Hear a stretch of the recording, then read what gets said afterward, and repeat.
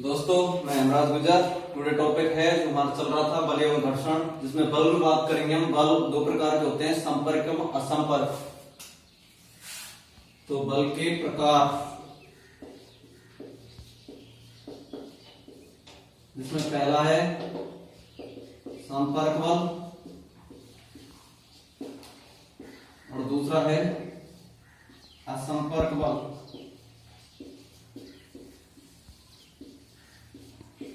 संपर्क बल का उदाहरण क्या है? कल बताया था कि जब दो वस्तुएं आपस में एक दूसरे के संपर्क में आती हैं तथा उनके बीच में सतहों के मध्य जो लगने वाला बल होता है वो होता है घर्षण बल। तो संपर्क बल का एग्जांपल है घर्षण बल। और असंपर्क बल, जो वस्तुएं एक दूसरे के संपर्क में नहीं आती हैं तथा उनके मध्य जो बल लगता है वो होता है असंपर्क बल, जो होता है विद्युत चुंबकीय बल। विद्युत चुंबकीय बल, विद्युत चुंबकीय घर्षण बल की हमने बात की थी। घर्षण बल तीन प्रकार का बताया था, जिसमें सर्पी, स्थैतिक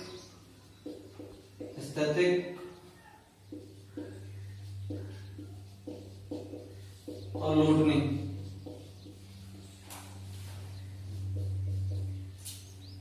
तो इसमें एक बार संबंध बता देते हैं हम। सर्पी घर्षण, स्थैतिक और लूटनी में कौन सा बड़ा होता है, कौन सा छोटा होता है? तो दोस्तों घर्षण बल में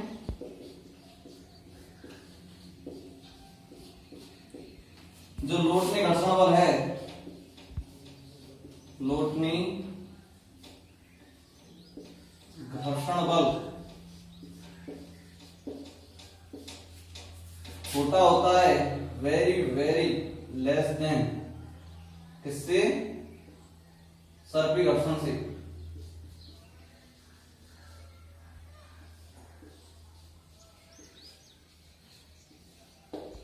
ये संबंध याद रखने होंगे। नेक्स्ट की बात करते हैं हम जड़त्व की। तब तक के आप इसे नोट डाउन कीजिए।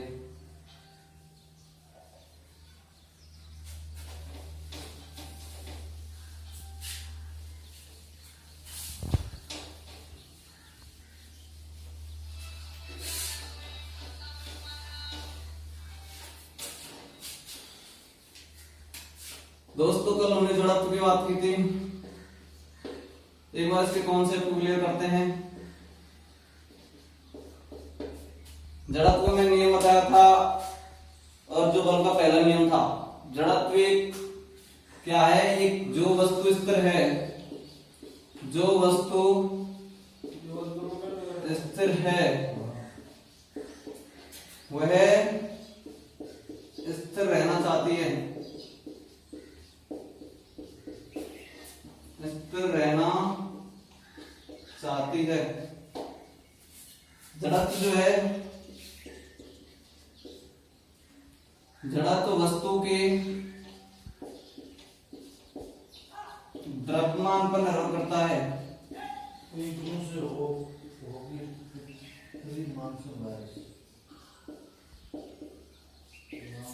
उसकी आकार आकृति पर नहीं, उसकी आकार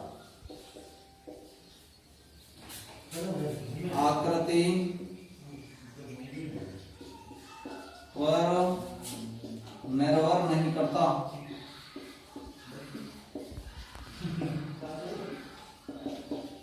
जड़त्व जो है दोस्तों एक विमाहीन राशि है,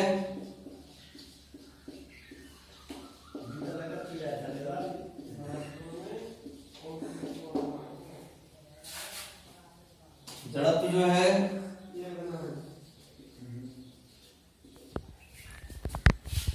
विमाहीन राशि है एवं मात्रकहीन राशि है।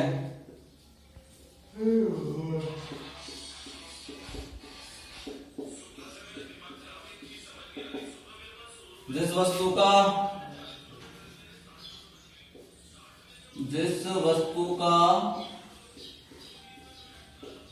द्रव्यमान कम होता है, द्रव्यमान कम होता है,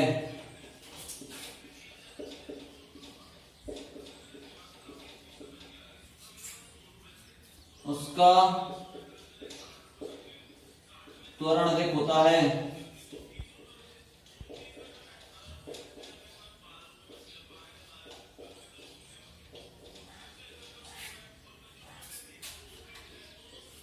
और जिस वस्तु का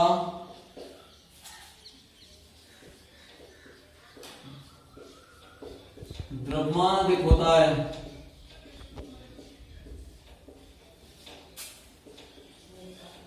द्रव्यमान अधिक होता है, उसका त्वरण कम होता है।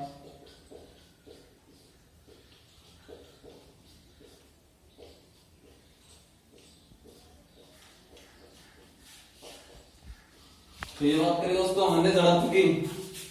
इसके बाद कंफ्यूजन होता है जड़त्व और जड़त्व आघूर्ण। जड़त्व वस्तु के द्रव्यमान पर निर्भर करता है और जड़त्व क्या है, विमाहीन राशि है जो कि ओनली और ओनली डिपेंड ऑन मास।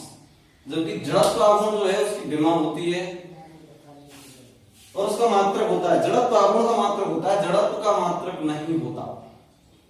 जिस वस्तु का द्रव्यमान कम होता है उसका त्वरण अधिक होता है और जिस वस्तु का द्रव्यमान अधिक होता है उसका त्वरण कम होता है। ओनली डिपेंडेंट ऑन हम बात करें तो जड़त्व जो है वो द्रव्यमान पर डिपेंड करता है।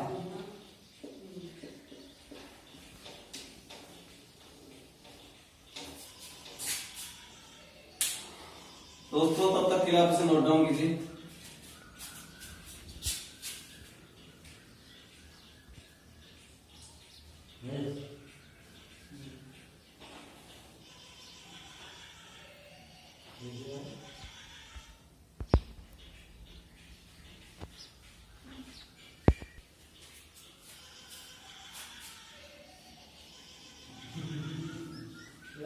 नेक्स्ट हम बात करते हैं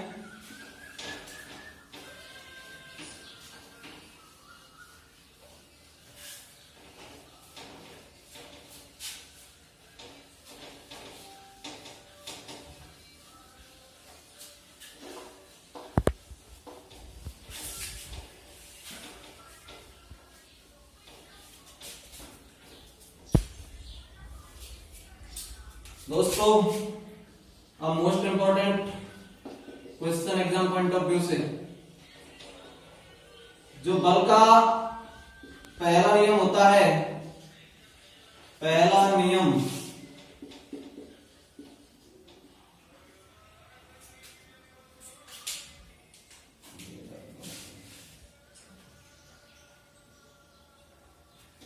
बल का नहीं, गति का पहला नियम,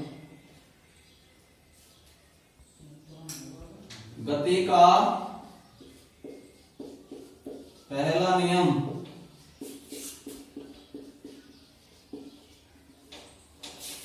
बल की परिभाषा देता है।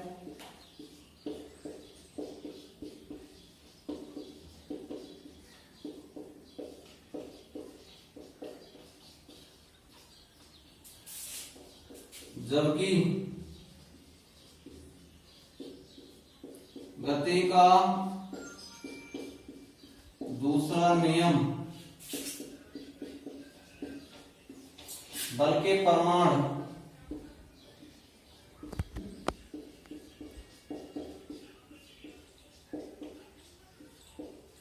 की परिभाषा देता है।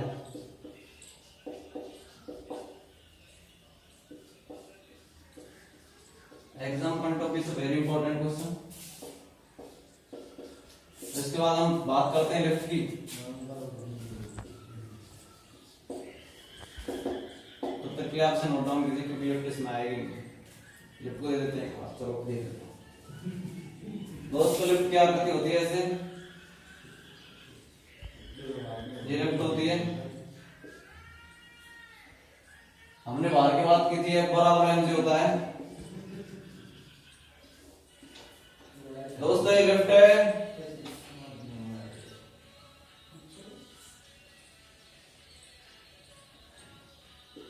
ये v वेग से क्या है, ऊपर जा रही है और एक व्यक्ति इसमें क्या है, खड़ा है।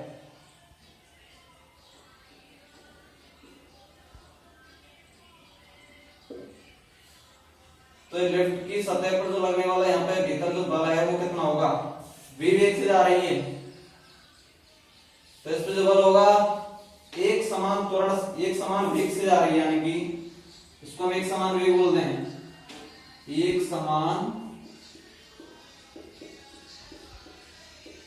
वेग से जा रही है। इसमें हम सिचुएशन फर्स्ट डालते हैं, कंडीशन फर्स्ट।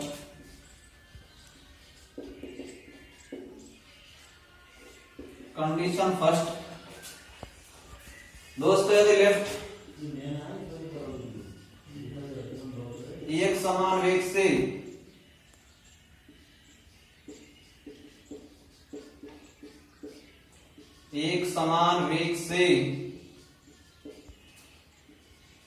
ऊपर जाती है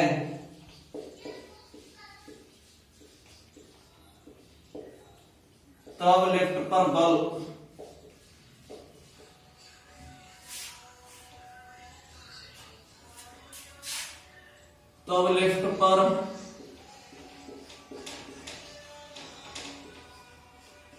बल जो है दोस्तों वो F बराबर mg होगा।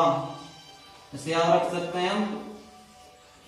जैसे कैलकुलेशन करेंगे तो एग्जाम पॉइंट ऑफ व्यू से वो इतना इंपॉर्टेंट नहीं है जितना इसकी फॉर्मूला है। यदि लेफ्ट एक समान वेग से ऊपर जा रही है तो लेफ्ट पर जो बल होगा वो F बराबर mg के बराबर होगा। कब? जब वह एक समान वेग से जा रही हो तो F बराबर mg होगा। सबसे कंडीशन नंबर सेकंड किसकी? लेफ्ट की।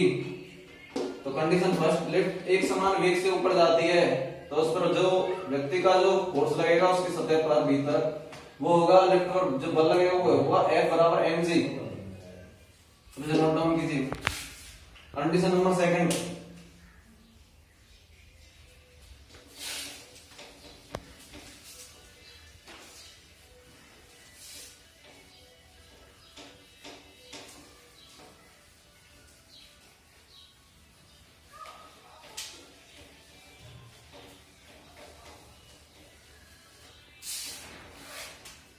कंडीशन सेकंड किसकी बात करते हैं? लेफ्ट की।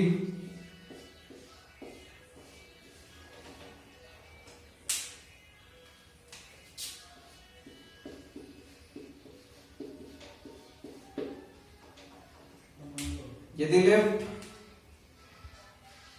कंडीशन सेकंड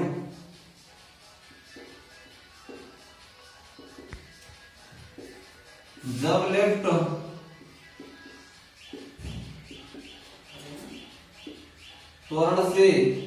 त्वरण से ऊपर की ओर गति में ऊपर की ओर, कंडीशन सेकंड है दोस्तों, जब लिफ्ट एक त्वरण से ऊपर की ओर गति करती है तो जो उसमें लिफ्ट में जो व्यक्ति होता है उसको अपना भार अधिक महसूस होता है। इसमें चित्र बनाना थोड़ा सा, ये लिफ्ट है हमारी, इसमें ये व्यक्ति है जो कि यहाँ पर भार है।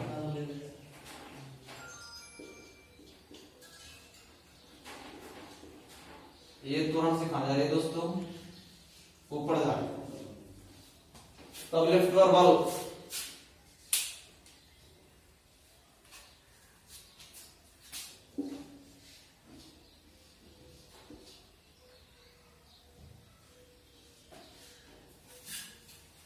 गति करती है, तब लिफ्ट पर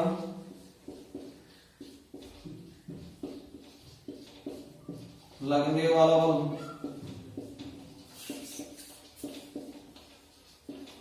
दोस्तों उसका सीधा फॉर्मूला याद करना है हमको, उसके डेरिवेशन की जाने की जरूरत नहीं है। जो बल होगा इसे फोर्स वो होगा F बराबर m g प्लस e, जहां पर m क्या है? मास, यानी कि बोले तो द्रव्यमान। जी क्या है दोस्तों? गुरुत्वीय त्वरण।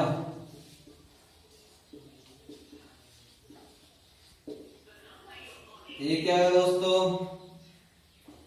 त्वरण, जिसे बोलते हैं एक्सेलरेशन।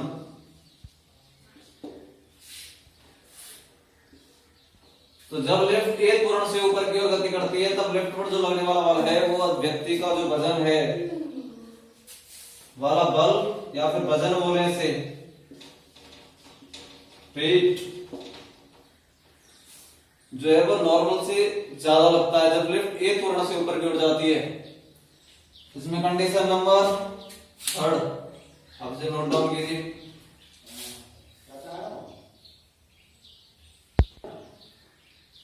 कंडीशन नंबर 3 है दोस्तों,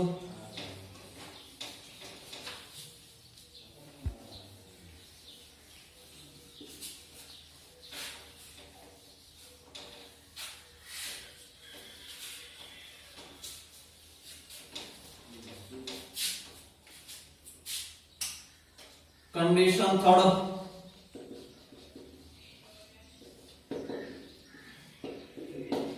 कंडीशन 3 है दोस्तों, जब लिफ्ट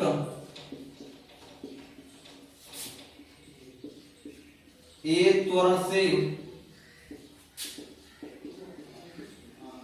नीचे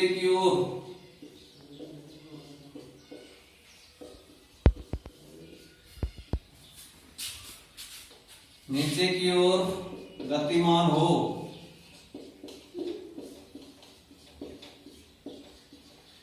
तब दोस्तों ये हमारी लिफ्ट है,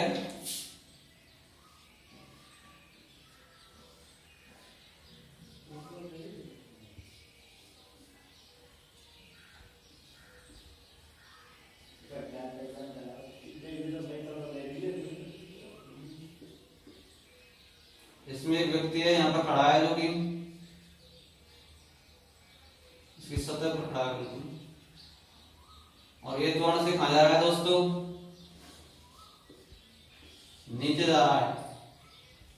तब लिफ्ट में जो बल लगेगा या फिर जो वजन होगा दोस्तों वो बहुत आदमी को अपने वजन से, वास्तविक वजन से कम महसूस होगा। तो इसका फॉर्मूला जो है वो होगा F बराबर एम जी माइनस ए। और बात करें हम दोस्तों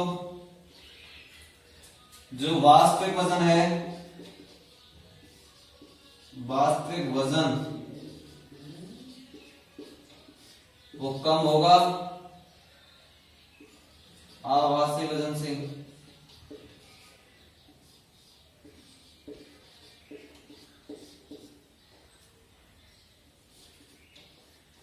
और जो सेकंड कंडीशन थी उसमें हम लिखना भूल गए, इसे नोट डाउन कर सकते हैं आप। जो वास्तविक वजन होगा उसमें सेकंड कंडीशन में दोस्तों ये सेकंड कंडीशन, उसमें जो वास्तविक है, वास्तविक भार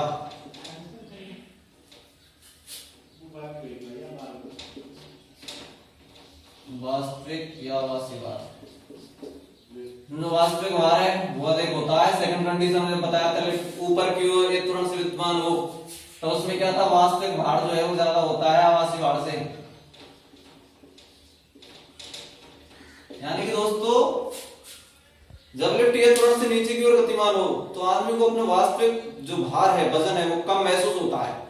जब वो एक त्वरण से नीचे आ रही हो तो उसको वजन कम महसूस होता है अपना, और जब ऊपर जा रही हो तो वास्तविक वजन जो है वो ज्यादा महसूस होता है आभासी भार से। ठीक है, अब से नोट डाउन कीजिए। चौथी कंडीशन शेष है हमारी।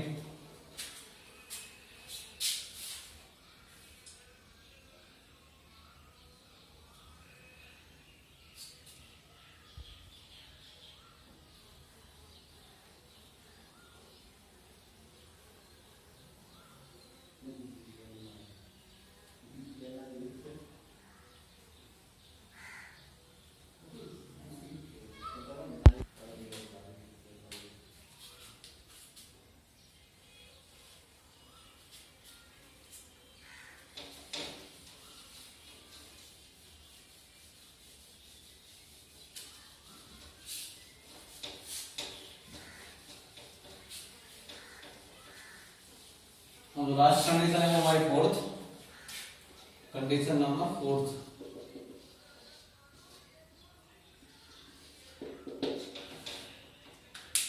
जब लिफ्ट टूट जाए, जब तार टूट जाए जब लिफ्ट का तार टूट जाए। दोस्तों यदि लिफ्ट में हम जा रहे हैं और लिफ्ट का तार टूट जाए तो वहां पे भारीता की स्थिति उत्पन्न हो जाती है। हमें पता नहीं रहता कि मेरा कितना भार है, वो ऐसा लगता है यानी कि हवा में उड़ रहा है। कब? जब लिफ्ट का तार टूट जाए। तो उसमें कंडीशन होती है ए बराबर जो है वो जी के बराबर हो जाता है, और ए जब जी के बराबर हो जाता है दोस्तों तो एफ बराबर हमने फॉर्मूला बताया था एम जी माइनस ए वाला।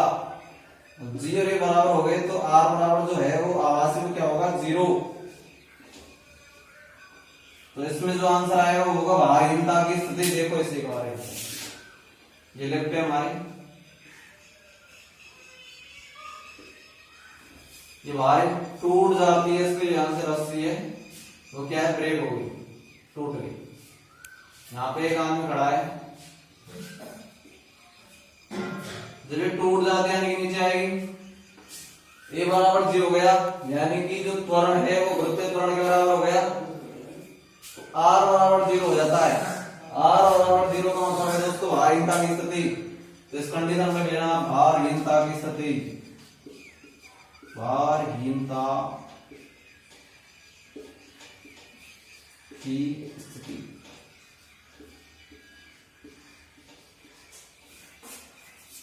भारहीनता की स्थिति। दोस्तों ये रही लिफ्ट की 4 कंडीशन। जितना इंपॉर्टेंट था लिफ्ट के बारे में हमने कंप्लीट कर दिया। हमारा जो नेक्स्ट टॉपिक है उसमें हम बात करेंगे संवेग संरक्षण नियम, आवेग संवेग प्रमेय, और संवेग और आवेग क्या होता है, उनकी समान होती है, उनकी गुणों को चर्चा करेंगे। इस तक के आप इसे नोट डाउन कीजिए।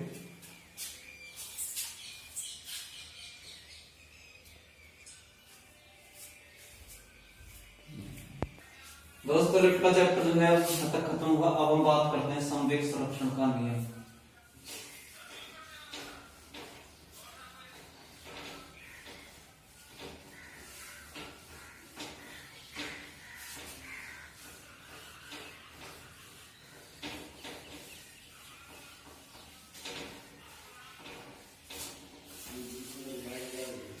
संवेग संरक्षण का नियम क्या कहता है दोस्तों? यदि हम बाह्य बलों को अनुपस्थित रखें तो जो पहले संवेग होगा वही बाद में होगा, यानी कि momentum initial position equal to momentum second या मोमेंटम लास्ट पोजीशन, इसके बराबर होगा।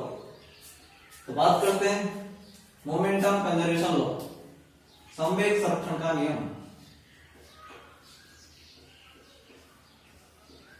संवेग दोस्तों नेक्स्ट टॉपिक है हमारा संवेग संरक्षण का नियम।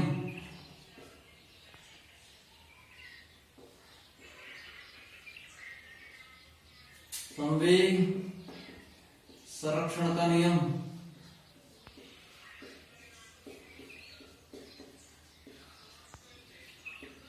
जिसकी हिंदी बोले, इंग्लिश में बोले तो मोमेंटम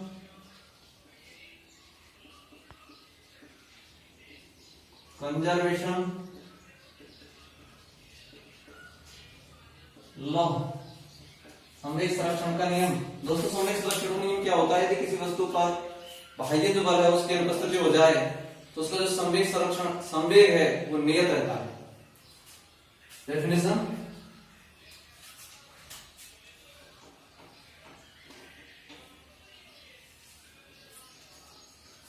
जब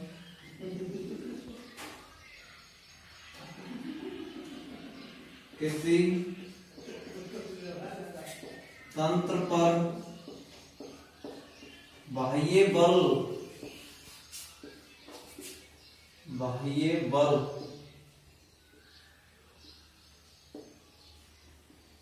अनुपस्थित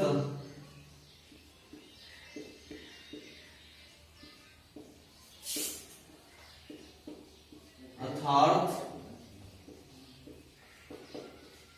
F net equal to 0,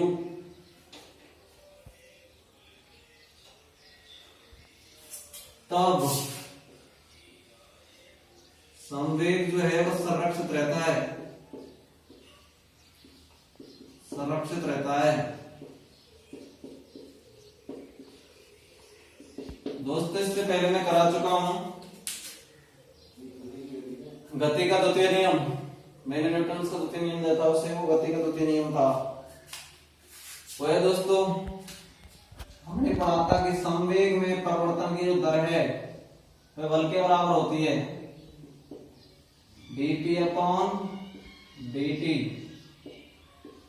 अब दोस्तों हमने इसमें बोल दिया कि जो बाह्य बल जो है वो अनुपस्थित होंगे।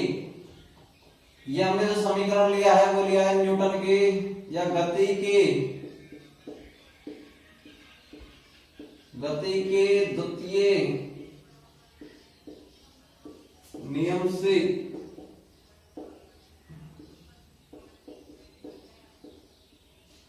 ठीक है दोस्तों, तो समीकरण 1 हो गया। हमने बोल दिया कि एफ नेट बराबर क्या होगा इसमें 0, यानी मैं एफ नेट बराबर 0 रखता हूं तो डीपी अपॉन dt, तो dp बराबर यानी कि p इक्वल टू बराबर 0 आ गया इसमें। p बराबर यानी कि जो p है वो इनिशियल पॉइंट में जितना होगा उतना ही कितना होगा फाइनल में, यानी कि संवेग जो प्रारंभिक अवस्था में होगा उतना ही कितना होगा अंतिम अवस्था में। तो mv बराबर mv1 अपॉन m2v2, m1v1 बराबर m2v2। और जो संवेग संरक्षण का जो नियम है उसमें हमने बाह्य बल अनुपस्थित रख दिए, तो जो हमारा जो संवेग होगा दोस्तों वो संरक्षित हो जाएगा। संरक्षित का मतलब है जो प्रारंभिक अवस्था में था उतना ही अंतिम अवस्था में होगा, अर्थात m1v1 बराबर m2v2। यह नियम न्यूटन की, यह नियम गति के तृतीय नियम से, तृतीय नियम की पालना करता है।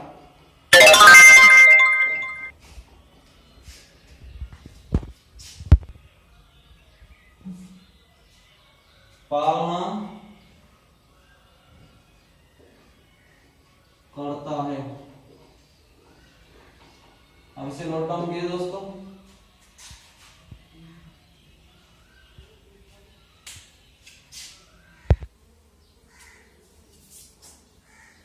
दोस्तों इसके बाद जो नेक्स्ट टॉपिक है वो हमारा है आवेग संवेग प्रमेय।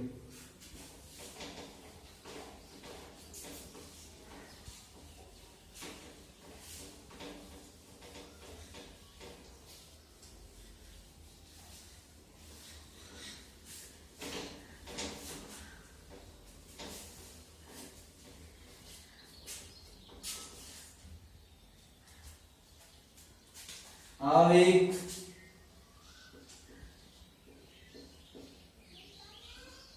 संवेग प्रमेय, जिसे इंग्लिश में बोले हम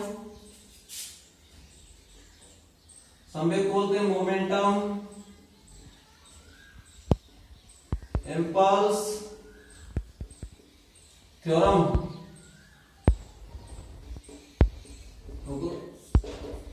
ये क्या होते हैं न्यूटन के द्वितीय नियम के अनुसार, न्यूटन सेकंड लॉ।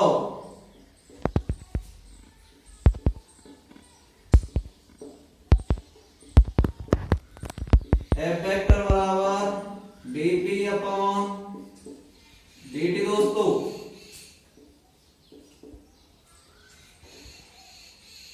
न्यूटन के सेकंड नियम क्या कहता है, ये संवेग जो परिवर्तन की दर है तो क्या होता है बल, और इसको हम यदि क्रॉस यानी गुणा करें इसका तो एफ वेक्टर अपॉन dt बराबर dp।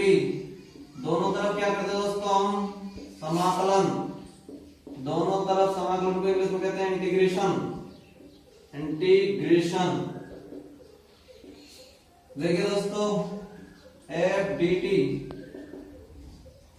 अपॉन dp, ये क्या होता है I और dp का p, इसकी लिमिट ली p1 से p2। तो जो I है वो बराबर होता है दोस्तों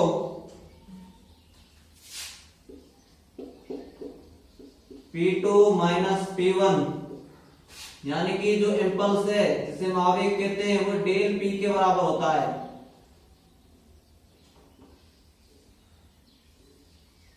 इससे क्या निष्कर्ष निकाला जाता है दोस्तों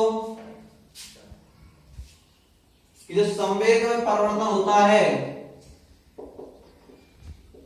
संवेग में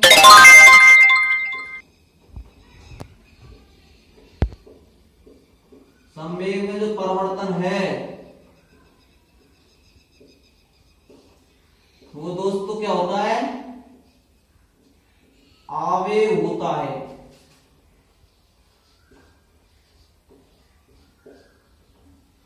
आवेग होता है।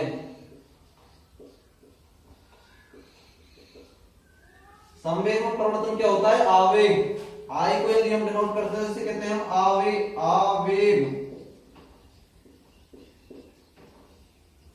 और पी को करते हैं तो इसे कहते हैं हम संवेग।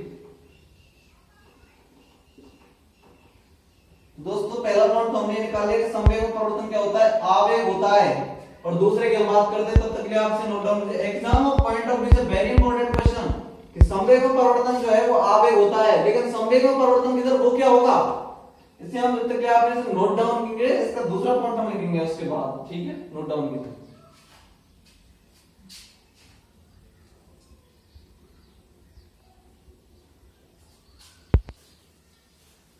अब दोस्तों संवेग में जो परिवर्तन है वो तो आवेग हो गया, लेकिन संवेग में परिवर्तन की यदि दर और समय लग जाए, दर यानी कि समय के साथ संवेग में जो परिवर्तन होगा वो किसके बराबर होगा, तो इसको मैं यही लिख देता हूं, मैं अपने यहां लिख देता हूं। संवेग में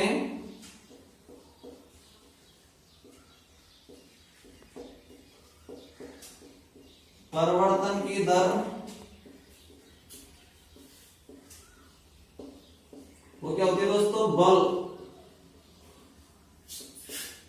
बल कहलाता है।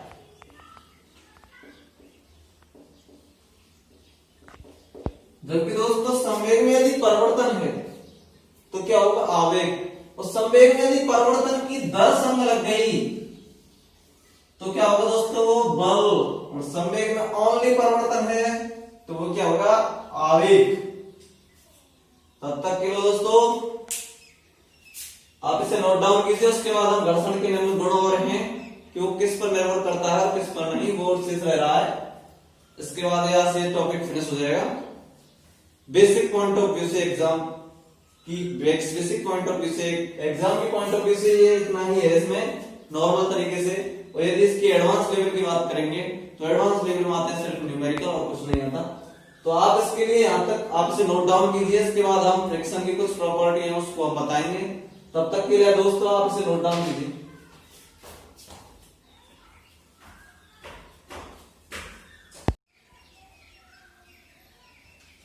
दोस्तों इसके बाद हम बात करते हैं घर्षण गुणांक, जो किस पर निर्भर करता है।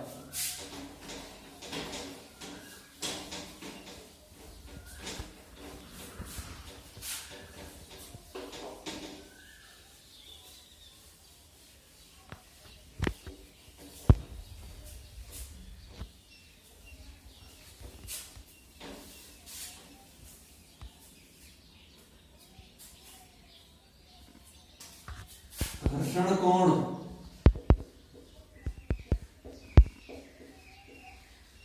निम्न बातों पर निर्भर करता है।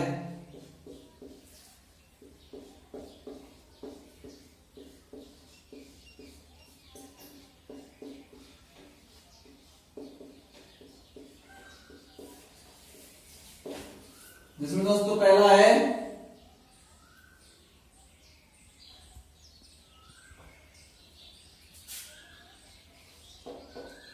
संपर्क में स्थित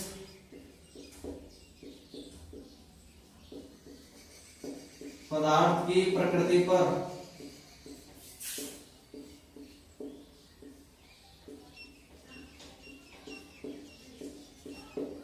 दूसरा है दोस्तों परिष्कृत सतह पर, और जो तीसरा है वो होगा ताप पर।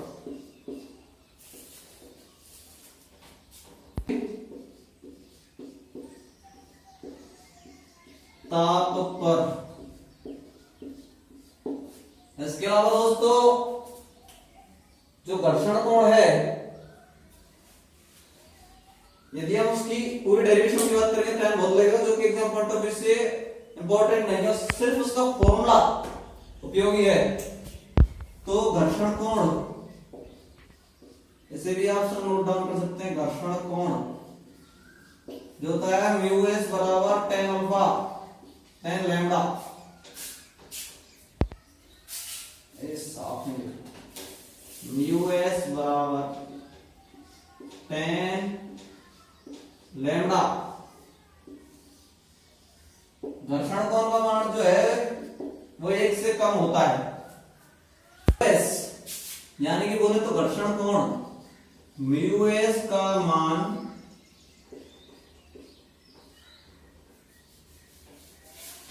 जो है दोस्तों 1 से कम होता है। और दोस्तों 1 से कम तो इस संख्या में होता है। कोण की बात करें तो 1 किसका मान होता है tan में 45 का, अर्थात 45 डिग्री से कम होता है, से कम होता है।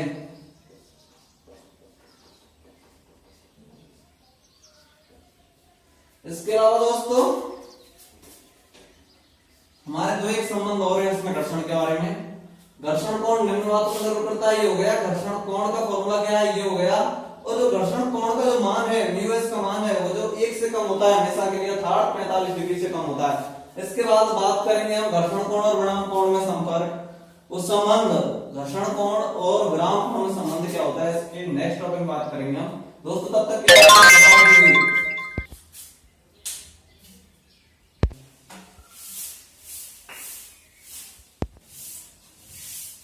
दोस्तों अब हम नेक्स्ट टॉपिक में बात करते हैं विराम कोण।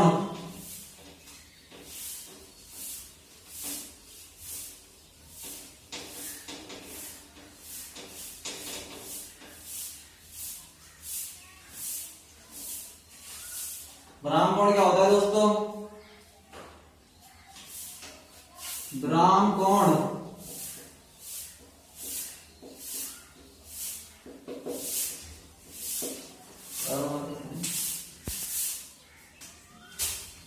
जब वस्तु नत तल पर एक लुढ़कने की अवस्था में हो,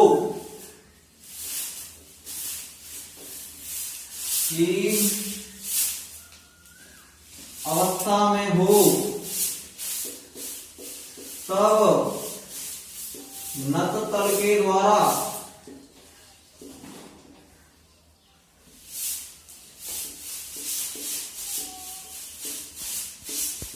नत्तल के द्वारा क्षैतिज के साथ बनाया गया कोण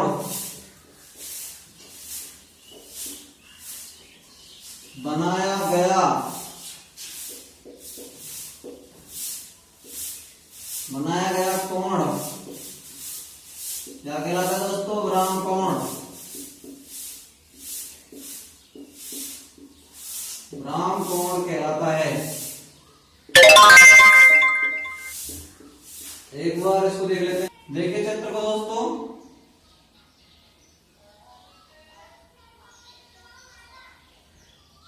यानी कि कोई वस्तु दोस्तों यहां पर है,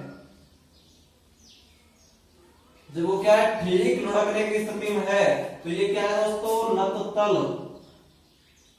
तो नत तल के साथ इसने कितना कोण बनाया है इस वस्तु ने, वो क्या कहलाता है? नत तल के साथ।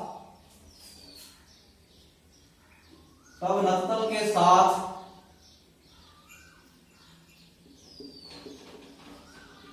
क्षैतिज में बनाया न्यूनतम जो कोण बनाया गया, न्यूनतम कोण ब्राह्म कोण होता है दोस्तों। तो इधर हमारा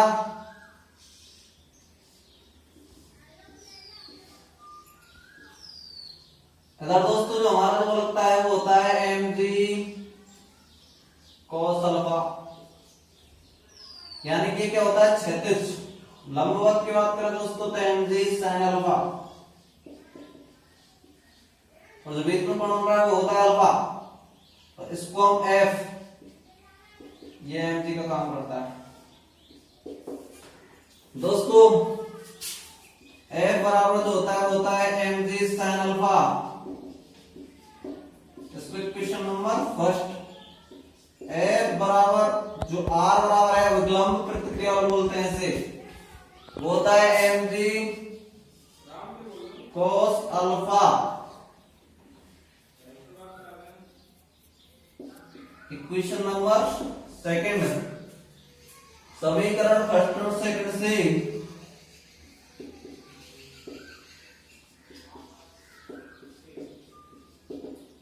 f अपॉन r बराबर जो होता है दोस्तों होता है tan अल्फा। तो ये क्या आ गया दोस्तों अल्फा, ये आ गया ब्राह्म कोण।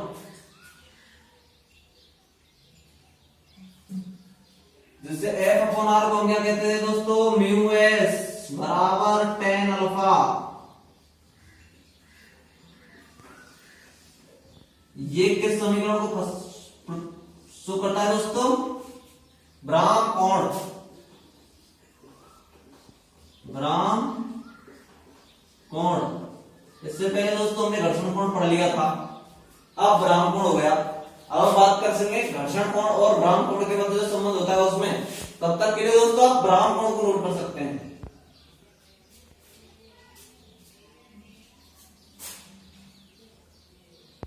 दोस्तों अभी हुआ हमारा ब्राह्म कोण कंप्लीट। इसके बाद जो हम चर्चा करेंगे वो होता है घर्षण कोण और ब्राह्म कोण में संबंध।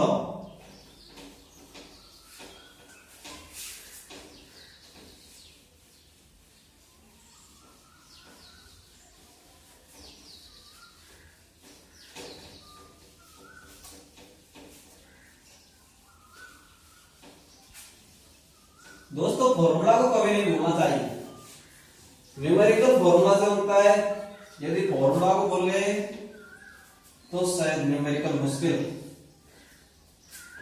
अब एग्जाम में कैसे आता है, मैंने बताया था घर्षण कोण का मान कितना होता है, 1 से कम, 1 से अधिक, 1 से ज्यादा। या क्वेश्चन में आएगा 45 डिग्री से कम, 45 डिग्री से ज्यादा।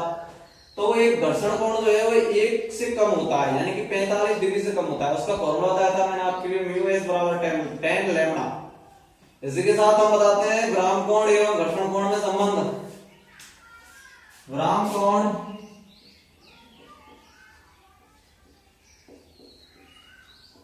एवं घर्षण कोण में संबंध।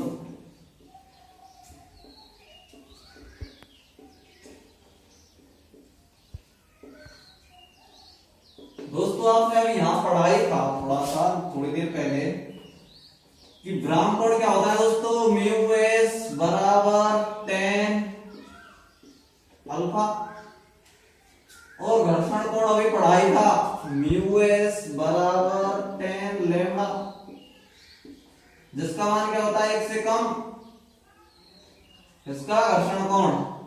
इसे बोल दूं मैं ब्राह्म कोण, इसे बोल दूं मैं घर्षण कोण, राइट। यदि दोनों में संबंध देखें तो मैं इसे फर्स्ट और इसे सेकंड दे देता हूं। तो दोस्तों मैं समीकरण फर्स्ट और सेकंड से बात करूं, समीकरण फर्स्ट व सेकंड से, तो इसका जो प्रॉपर सॉल्यूशन है दोस्तों, वो जो tan अल्फा है वो tan लैम्डा के बराबर आ जाता है। यानी कि दोस्तों घर्षण कोण जो है वो ब्राह्म कोण के बराबर होता है। आज के इस टॉपिक में दोस्तों यहीं तक, तब तक के लिए नमस्कार। चैनल को सब्सक्राइब और लाइक करना ना भूलें। दोस्तों नेक्स्ट जो टॉपिक की हम बात करेंगे वो करेंगे ग्रेविटेशन, गुरुत्वाकर्षण, और गुरुत्वाकर्षण की कुछ प्रॉपर्टी हैं उन्हें भी हम बात करेंगे। कक्षीय चाल, पलायन वेग जो कराया गया है, इसके साथ में आज इस टॉपिक को यहीं तक। विराम लेता हूं, तब तक के लिए नमस्कार दोस्तों। चैनल को सब्सक्राइब और शेयर करना ना भूलें।